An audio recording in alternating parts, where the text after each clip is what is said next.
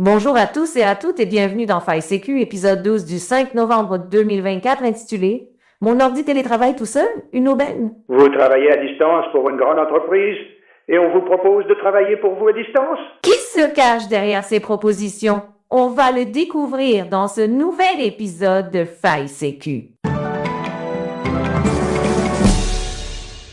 Alors, je suis Léa, l'animatrice de cette émission qu'on essaie de garder mensuelle, et voici notre spécialiste de l'informatique, mon cher ami Charlie, toujours en vadrouille. Salut Léa, heureux de te retrouver pour notre 12e épisode et bonjour à tous nos auditeurs et auditrices fidèles. Pour répondre à ta question, oui, je suis encore en vadrouille ce mois-ci, du côté de Narbonne-Plage, dans le département de l'Aude. Super! Tu auras plus de chances de voir le soleil qu'ici à Paris. Alors de quoi va-t-il être question dans cet épisode? Car le titre est assez énigmatique. On va parler de propositions que reçoivent certains développeurs en télétravail. On leur propose de travailler pour eux. Les conséquences de ces arnaques peuvent être dramatiques tant pour l'employé que pour l'entreprise. C'est pourquoi il m'a semblé important d'informer nos auditeurs sur ce sujet. Avant qu'on commence, si ça ne te dérange pas, je voudrais te parler d'un problème qui me met mal à l'aise. Vas-y, allonge-toi, tu peux tout me dire. Attends, je vais te mettre une musique relaxante pour te détendre. Ah, voilà.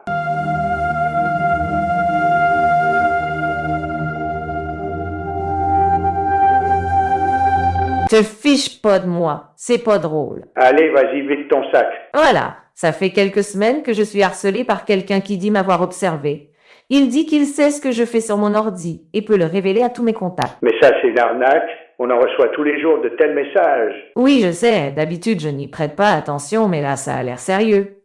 Je me demande comment cette personne qui me harcèle peut savoir tout ça sur moi. Tu peux être plus précise. Qu'est-ce qu'elle sait exactement sur toi? Eh bien, son message commence par « Bonjour Léa », suivi de mon vrai nom de famille, alors que ça ne figure pas dans mon adresse électronique. Ensuite, mon harceleur utilise une image de mon immeuble, ma date de naissance et mon numéro de téléphone perso que je ne communique qu'à mes proches. Et il me réclame 0,1 bitcoin pour ne pas révéler l'affaire à mes contacts. Alors, je m'en fiche qu'il révèle ce que je fais sur mon ordi à mes contacts. Je ne fais rien d'illégal. Non, ce qui me tracasse, c'est qu'ils aient accès à mes données personnelles. Alors voilà, j'aimerais que tu m'expliques comment ils font pour en savoir autant sur moi. Ok, bon, c'est bien une arnaque. Et de nombreuses personnes reçoivent ce même type de menace, avec demande de rançon. Tu as dû passer à côté d'un email de ton opérateur téléphonique ou de tel ou tel marchand qui t'informait d'une fuite de données personnelles suite au piratage de leur infrastructure informatique. Ah oui, probablement, j'ai un filtre de messagerie qui envoie tout ça directement à la poubelle. Alors je te fais un rappel, tous les jours. Des entreprises se font pirater et aspirer leur base de données clients. C'est ce qu'on appelle une fuite de données personnelles. Rien que cette année, ça a eu lieu chez SFR, chez Free, chez Picard ou même chez France Travail. Ça fait donc beaucoup de données personnelles qui ont fuité. Pour être plus clair, ça veut dire qu'à peu près tout le monde a ces données personnelles qui circulent. Mais comment ça se fait que les entreprises arrivent à se faire voler leur base de données clients? Elles ne prennent pas au sérieux la protection des données de leurs clients. Oh. Vaste question. Mais pour rester bref et technique, voici une illustration qui va permettre à nos auditeurs de comprendre. Imagine la sécurité informatique d'une entreprise comme une chaîne qui empêche l'entrée aux personnes non autorisées. Cette chaîne de sécurité est constituée de maillons qui représentent tous les éléments réels en lien avec la sécurité de l'entreprise. Eh bien, comme dans une vraie chaîne, la robustesse de cette chaîne de sécurité dépend de son maillon faible. Quand tu parles d'éléments en lien avec la sécurité, tu veux dire les pare-feux, les antivirus, les logiciels qui scrutent le trafic pour repérer des motifs d'attaquants. Oui, mais pas seulement. Tu as aussi le personnel qui travaille dans cette entreprise et qui peuvent visiter des sites dangereux ou cliquer sur des liens piégés. Ah oui, tu veux dire que ces personnes peuvent faire entrer des virus et infecter ensuite tout le réseau de l'entreprise, alors que l'entreprise est super bien protégée. Exactement, mais ça peut aussi être des mots de passe utilisateurs trop simples ou encore des failles de sécurité dans des logiciels installés. Attends, tu veux dire que si j'installe un logiciel sur mon ordi d'entreprise et que ce logiciel comporte une faille de sécurité, je peux mettre en danger toute la sécurité de l'entreprise. Oui, c'est tout à fait possible si cette faille vient à être exploitée seule ou combinée à une autre faille dans un autre logiciel utilisé dans l'entreprise. Et si j'ai installé des applis pourries sur mon téléphone et qu'ensuite je le connecte au réseau de l'entreprise, je mets aussi en péril la sécurité de l'entreprise. Oui, c'est bien probable. Et tu peux aussi ajouter que si ton entreprise, super hyper sécurisée, fait appel à un sous-traitant mal sécurisé pour réaliser une tâche quelconque avec accès au réseau interne de ton entreprise, eh bien, tu mets aussi en péril la sécurité de ton entreprise. Pareil, si un employé clique sur un lien qui l'amène vers un faux site et entre son vrai mot de passe. C'est vertigineux, ça ne s'arrête jamais? C'est bien tout l'objet de la sécurité informatique. Limiter au maximum la surface d'attaque de l'entreprise, afin d'éviter que des intrus puissent s'infiltrer dans ton entreprise. C'est plus facile de protéger un petit abri au milieu de la forêt qu'un énorme hangar en plein désert. Ok, je comprends. Donc là, tu as répondu à la partie de ma question sur comment les entreprises parviennent à se faire pirater. Mais pourquoi, en premier lieu, des intrus ou voleurs veulent-ils dérober ces bases de données clients à une entreprise? Eh bien, tout simplement car des personnes malveillantes sont prêtes à payer pour obtenir des informations d'entreprises cibles. Pense aux espions de pays étrangers, par exemple. Et pas à pas, elles se rapprochent de leur cible. Et le Graal, c'est la réutilisation de mots de passe. Attends, tu veux dire que les pirates s'en foutent royalement de la base de données Picard et qu'un tel achète toutes les semaines les tagliatelles à la sauce merlue à 3,40 €? Mais si ce Untel a utilisé chez Picard le même mot de passe que dans son entreprise super hyper protégée, alors les pirates peuvent tranquillement entrer dans le système informatique de l'entreprise et consulter les documents internes confidentiels ou secrets, simplement, grâce au mot de passe glané chez Picard. Oui, ça peut être une sorte d'utilisation de base de données clients. Et c'est pour ça que ça se vend sur l'Internet caché, alias le dark web. Exactement, et c'est pour ça que des pirates passent leur temps à tenter de pirater n'importe quel site. Car il y a de l'argent illégal à se faire.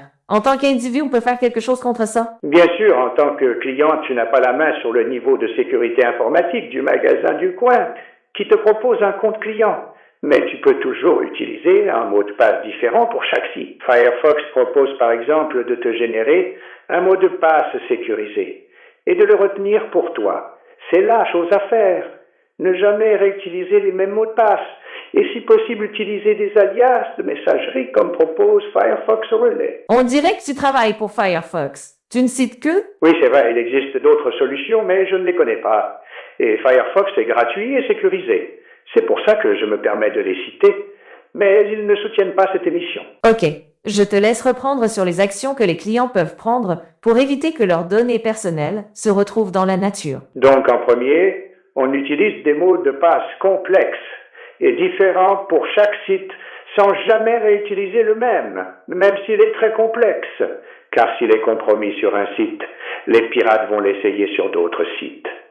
Mon deuxième conseil consiste à mentir sur votre adresse, votre date de naissance ou toute autre donnée personnelle. Mentir à Picard, c'est facile, mais à France Travail, c'est plus difficile et il me semble que c'est illégal en prime. Tu as raison. En règle générale, pour tout ce qui est banque, assurance, impôts, employeur, tu ne peux pas facilement mentir sur tes données personnelles. Effectivement, c'est souvent illégal. Donc, dans le cas d'entités relevant de l'État ou d'une assurance ou d'une banque, on ne ment pas. Pour tout le reste, tu peux mentir quand c'est possible. Parce que ce n'est pas toujours possible. Ben oui. Si la piscine de Patin, les oies réclament ta carte d'identité pour te délivrer ta carte d'abonné à tarif préférentiel, c'est difficile de mentir ensuite sur tes données personnelles. Un dernier conseil pour nos auditeurs? Oui, et non des moindres. Bien comprendre que nos données personnelles sont déjà dans la nature et ne pas croire ce qu'on lit dans ces emails ou SMS. Plus facile à dire qu'à faire. Oui, mais il faudra s'y habituer. Oh, tu as parlé du point de vue du client, c'est-à-dire ce que vous pouvez faire en tant que simple utilisateur. Mais si je suis développeur, car je sais que beaucoup nous écoutent, qu'est-ce que je peux faire pour limiter ces fuites de données? Eh bien, comme tu ne maîtrises pas complètement la sécurité informatique de l'entreprise sur laquelle ta solution va être utilisée, le mieux en tant que développeur est de ne pas stocker de données confidentielles sur les utilisateurs. Ça évitera de mettre en danger ces utilisateurs si ton produit est victime d'une fuite de données. Oui, car si certains pirates veulent obtenir des données secrètes de certaines entreprises prestigieuses, d'autres veulent simplement extorquer le plus d'argent à des victimes. Oui, tu as raison. Un premier type d'utilisation de ces données volées concerne surtout les États ou les entreprises concurrentes qui veulent savoir ce que fait tel autre État ou telle entreprise pour la contrer. Mais un deuxième type d'utilisation concerne effectivement les tentatives d'extorsion. Oui, car en croisant toutes ces bases de données clients dérobées à droite à gauche, on peut arriver à faire croire aux victimes qu'on les connaît vraiment. Et j'en sais quelque chose. Heureusement que tu m'as rassuré. Donc il ne faut pas tomber dans le panneau. En partant du principe que nos données confidentielles sont déjà dans la nature et que les pirates y ont accès, on voit bien qu'il ne faut pas croire aux menaces qu'on nous envoie, même si le pirate semble connaître des informations personnelles sur nous. C'est juste pour nous faire chanter et nous extorquer de l'argent. Et tant qu'on parle de ne pas tomber dans le panneau, je crois que tu as encore une histoire passionnante à ce sujet à nous raconter. Exactement, Léa. Et ça concerne un étrange email que m'a partagé un ami américain début septembre. Cet email provenait d'un développeur malaisien qui lui proposait un arrangement assez étrange, mais bien ficelé. D'ailleurs, tu m'as expliqué hors antenne que Steve Gibson l'avait évoqué dans l'épisode 990 de son émission Security Now. Oui, c'est pour ça que je veux aussi alerter nos auditeurs, car le modus operandi utilisé est extrêmement bien rodé. Tu peux nous détailler ce modus operandi? Tiens, comment le développeur malaisien a-t-il repéré ton ami développeur? Tu as raison, commençons par le commencement. Alors mon ami américain, qu'on appellera Maurice pour préserver son identité, a été contacté par une personne de la manière suivante. Je te livre le texte du message. Salut Maurice, j'espère que tu vas bien et que ça ne te dérange pas que je te contacte. Je m'appelle Lucas et je suis développeur généraliste en Malaisie. J'ai trouvé ton profil sur le site d'emploi usebraintrust.com et je voudrais te proposer une collaboration. Bon, je passe le blabla et il continue avec... Je cherche des boulots bien payés avec des entreprises ou clients aux États-Unis. Bien que ce soit possible depuis la Malaisie, en général, ces entreprises cherchent des développeurs sur les mêmes fuseaux horaires qu'eux. Malheureusement, en Malaisie, on est sur du GMT plus 8, alors que les États-Unis sont entre les fuseaux GMT-8 côté Pacifique et GMT-5 côté Est. Typiquement, pour des CDI, ils ne prennent pas de développeurs en dehors des États-Unis. Bon mal accouche. Tu vas voir, ça devient intéressant. Écoute bien ce que Lucas écrit juste après. Donc je pense que la meilleure façon pour moi d'obtenir un boulot aux États-Unis, c'est de me faire passer pour un développeur basé aux États-Unis. Ça peut sembler risqué, mais ça ne le sera pas tant qu'on gardera notre collaboration 100% secrète. En outre, je n'ai pas besoin des informations sur ton identité. Ah oui, il n'y va pas par 4 chemins. Alors avant de continuer la lecture du message, je précise à nos auditeurs qu'Upwork et TopTal sont des plateformes d'emploi pour indépendants. Et maintenant, écoute comment Lucas propose de s'y prendre. Tout d'abord, tu ouvres un compte sur Upwork ou TopTal. Puis, tu te connectes depuis ton deuxième ordinateur portable. Moi, je me connecte à distance sur ce deuxième ordi et je cherche des missions. Tu reçois l'argent directement sur ton compte en banque dès que je finis une mission. Tu prends ta commission et m'envoies le reste. Ce serait donc une collaboration non technique et je te propose 15 à 20% pour toi et 80 à 85% pour moi. Pour les emplois en CDI, qui rapportent beaucoup plus que les missions pour indépendants, je candidaterai avec ton compte LinkedIn. Toi, tu passeras les entretiens et obtiendras les postes. Cependant, ça, c'est pour une collaboration avancée, qui implique une solide confiance entre nous. Et pour les réunions, Lucas donne des précisions? Oh oui, il a dit. Je ferai le travail quotidien et toi, tu participeras aux réunions. Je pourrais tout de même participer à ces réunions si les participants conviennent de désactiver leur caméra. Ce serait quand même super risqué pour ton ami s'il acceptait. Oui, c'est pourquoi dans le cas d'un CDI, Lucas propose. Tu reçois ton salaire tous les 15 jours ou tous les mois et tu me reverses ma part après avoir déduit la tienne. Ce serait un mélange de collaboration technique et non technique. Et je propose qu'on fasse 20 à 25% pour toi. Et 75 à 80% pour moi. Merci de me répondre par courriel si tu veux qu'on se cale un appel pour en discuter plus en détail ou si tu as d'autres idées pour la collaboration. Tout est possible, bien sûr. Ça peut être vraiment un Malaisien, mais ça me semble un peu gros quand même. Tu veux dire de mettre aussi clairement en avant la part du gain? Oui, tu n'as rien à faire. C'est moi qui ferai tout le travail technique et tu empocheras un 5e d'un plein temps sans lever le petit doigt. Pour moi, c'est lié à ces infiltrations nord-coréennes qu'on a découvertes ces derniers mois. Je n'ai plus en tête exactement comment ça s'est passé, mais peut-être peux-tu nous faire un résumé de ces infiltrations nord-coréennes dans des entreprises occidentales? Oui, une des dernières histoires dont j'ai eu écho s'est passée en juillet de cette année. Un ingénieur aux traits asiatiques a été embauché par une entreprise de formation en sécurité informatique appelée None4B. Cet ingénieur a passé avec succès tous les entretiens et toutes les vérifications sur son passé. Mais dès lors que l'ingénieur, qui devait travailler à distance, a reçu son Mac, il a commencé à charger des logiciels malveillants. Ah oui, chaque minute compte. Heureusement, le logiciel de sécurité embarqué sur le Mac a détecté ces logiciels malveillants. Donc, le service informatique a pu empêcher à temps que cet ingénieur ne compromette tout le système interne de l'entreprise. Pourtant, l'attaquant ne manquait pas de toupet. Quand le service informatique l'a contacté pour lui demander des explications, le faux ingénieur a prétendu qu'il suivait les étapes de déblocage de son routeur suite à un problème de connexion. Attends, le faux ingénieur a reçu un Mac chez lui en Corée du Nord et l'entreprise qui lui a envoyé ne s'est doutée de rien en écrivant l'adresse. Ça paraît complètement invraisemblable. Non, c'est beaucoup plus subtil que ça. Le faux ingénieur, qui s'est avéré être un ressortissant nord-coréen, a utilisé une adresse basée aux États-Unis. Je ne comprends plus rien. Où était basé le faux ingénieur? Il était basé en Corée du Nord, mais il s'est fait livrer son ordinateur dans une ferme d'ordinateurs mules basée aux États-Unis. Tu veux dire mule, comme avec les personnes qui font passer de la drogue en la prenant sur eux? Oui, c'est le même principe.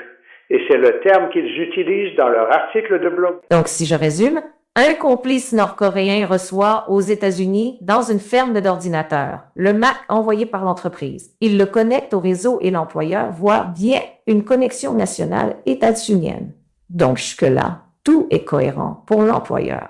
Ensuite, le complice sur place installe un logiciel de prise en main à distance pour qu'ensuite le faux ingénieur basé en Corée du Nord puisse commettre son forfait à distance. Je pense que c'est tout à fait ça. Et les alarmes se sont déclenchées exactement au moment d'installer le logiciel de prise en main à distance depuis la Corée du Nord. Il s'en est fallu de peu. Heureusement que l'entreprise était bien protégée. Une entreprise moins protégée ou sans détecteur de menaces aurait pu se faire avoir. Mais comment l'employeur a-t-il su que son entreprise était victime d'une infiltration de la Corée du Nord? En fait, l'employeur a eu les bons réflexes. Ce qui est rassurant car c'est une entreprise de formation à la sécurité informatique. Ils ont ensuite contacté des collègues chez Google, puis ont fait appel à la police fédérale, alias le FBI. Le FBI leur a alors confirmé qu'ils avaient affaire à un faux ingénieur de Corée du Nord. Donc, en résumé, ce mode opératoire permet non seulement à la Corée du Nord d'accéder à des données sensibles de l'entreprise attaquée, Ça pourra toujours servir s'ils veulent monter une arnaque plus tard. mais en outre, ça leur permet aussi de faire entrer des dollars dans leur pays. Tu as raison de le préciser, car la Corée du Nord est très isolée sur le plan mondial. Par conséquent, elle ne peut pas commercer. Mais avec cet argent frais gagné malhonnêtement, la Corée du Nord peut alors s'approvisionner en matériel étranger qu'elle paye avec les dollars. Attends, tu veux dire que grâce à ces infiltrations dans les entreprises américaines de la tech, la Corée du Nord parvient à financer son programme militaire? Oui, le cyber finance donc le militaire. Ouais, bon, ça c'était en juillet. Ensuite, il y a d'autres cas. Oui, un autre cas a été découvert cet automne. Mais avant d'en parler, je voudrais préciser, pour nos auditeurs francophones, que je laisserai sur notre site la version francisée des conseils que livre l'entreprise victime pour ne pas être infiltrée. Oui, car rappelons que cette entreprise est spécialisée dans la formation à la sécurité informatique et qu'elle a contenu l'attaque en moins d'une demi-heure. Tu peux peut-être d'ores et déjà nous livrer quelques-uns de ces précieux conseils. Ok, pourquoi pas. Alors il recommande tout d'abord de renforcer les vérifications des candidats par des entretiens physiques ou en visio. Et en cas de doute, pendant une visio, le recruteur peut demander par exemple: Je vois que vous êtes sur Rennes. Où aimez-vous aller savourer une crêpe et laquelle choisissez-vous? Ah oui, un ou une candidate qui vit sur Rennes pour de vrai n'aura pas de problème pour répondre à cette question. Par contre, un imposteur aura plus de mal à monter une réponse convaincante. Un autre conseil consiste à contacter par téléphone les anciens employeurs mentionnés dans le CV, de ne pas se contenter des adresses électroniques fournies par les candidats. Ensuite, il recommande de surveiller les accès système pour démasquer les activités suspectes. Et enfin, il recommande de sensibiliser les employés aux techniques de manipulation sociale et d'encourager les employés à signaler des comportements inhabituels. Nos auditeurs pourront retrouver les détails dans les notes de l'épisode. Je sens bien le nouveau métier qui va se créer maintenant. Détecteur de faux employés nord-coréens. L'avenir nous dira si tu as raison. Juste une précision, tu crois que c'est à cause de ces attaques nord-coréennes que de plus en plus d'entreprises veulent limiter le recours au télétravail? Je pense à Ubisoft qui a entraîné une levée de boucliers en voulant ramener ses employés dans ses locaux. Non, je ne pense pas que cette demande de retour au travail en présentiel est due aux tentatives d'infiltration nord-coréenne. Sinon, les employeurs l'auraient dit. Bon, on a un peu digressé, tu mentionnais une autre infiltration nord-coréenne? Oui, tout à fait. Mais celle-ci a abouti cette fois. Elle a été révélée en octobre dernier et a touché le monde de la crypto. La chaîne de blocs Cosmos est concernée. Elle a été noyautée de l'intérieur depuis au moins 2023, voire 2021 par des travailleurs nord-coréens. Et quel problème ce genre d'infiltration dans les chaînes de blocs pose-t-il? Eh bien, ces travailleurs nord-coréens infiltrés peuvent ajouter des portes dérobées ou des vulnérabilités dans le code pour rendre la crypto piratable. Et la seule manière ensuite d'enlever ces failles est de conduire un audit complet du code. Mais quel est le but pour ces Nord-Coréens? Pourquoi ajoutent-ils des failles dans le code des chaînes de blocs? Ils veulent simplement pouvoir se faire de l'argent. Imagine que tu fasses un paiement avec la crypto Cosmos et qu'ensuite tu connaisses une astuce pour te rembourser ce même montant. Tu achètes alors tout ce que tu veux gratuitement. Mais je ne comprends pas. L'immutabilité d'une crypto-monnaie ou d'une chaîne de blocs est la pierre angulaire de cette technologie. C'est-à-dire que l'immutabilité empêche toute altération du registre des transactions. Donc tu ne peux pas effacer une transaction. Tu as raison. C'est le fonctionnement théorique de la chaîne de blocs. Mais ensuite, tu as l'implémentation logicielle qui, si elle amène des failles de sécurité, peut diverger du fonctionnement théorique souhaité. Qu'est-ce qui se passe? J'ai entendu un bruit sourd. Oh, c'est rien. Je suis tombée de ma chaise. J'étais tellement étonnée. Ah bon? Alors accroche-toi bien maintenant, car la Corée du Nord s'est spécialisée dans les cryptos. D'ailleurs, le groupe de cyber-pirates nord-coréens nommé Lazarus avait déjà détourné près de 600 millions d'euros en 2022. Avec l'essor des cryptos tels qu'on le voit actuellement, s'il y a des failles un peu partout, ça va leur faire une sacrée cagnotte. Oui, mais au détriment des investisseurs honnêtes qui ont placé toutes leurs économies dans les cryptos. Et qui peuvent tout perdre du jour au lendemain si la Corée du Nord le décide. Comme tu dis, c'est vertigineux. Eh bien, encore merci Charlie pour ton éclairage précieux sur tous ces sujets. On se retrouve le mois prochain. Avec plaisir, ma chère Léa. Mais le mois prochain, ce sera Noël. Donc on se retrouvera plutôt en janvier. Exact, j'avais oublié Noël. Et je rappelle à nos auditeurs qu'ils peuvent deviner quelle voix nous imitons dans nos épisodes. Et gagner des super cadeaux. Ah oui, comme des comptes nettoyeurs, bénévoles, bye-bye crottoir. J'en ai des étoiles plein la tête. Oui, ça fait rêver. Alors comme c'est un peu difficile ce mois-ci, je donne un indice sur les voix imitées. On est le jour de l'élection américaine. Je répète, on est le jour de l'élection américaine. Avec ton indice, ce sera plus facile. Et comme toujours, chers auditeurs et chères auditrices, n'hésitez pas à nous laisser vos commentaires et à partager cet épisode avec vos amis pour les sensibiliser aux dangers cachés derrière nos technologies quotidiennes. Oh, et j'allais oublier. Vous pouvez aussi nous retrouver sur Spotify et YouTube Music. On est Facebook. Ciao, Charlie. Salut, à bientôt ma Léa, et que Dieu bénisse la cybersécurité.